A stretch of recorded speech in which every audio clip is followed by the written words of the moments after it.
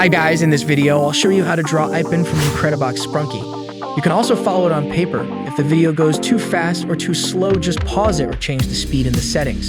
Enjoy!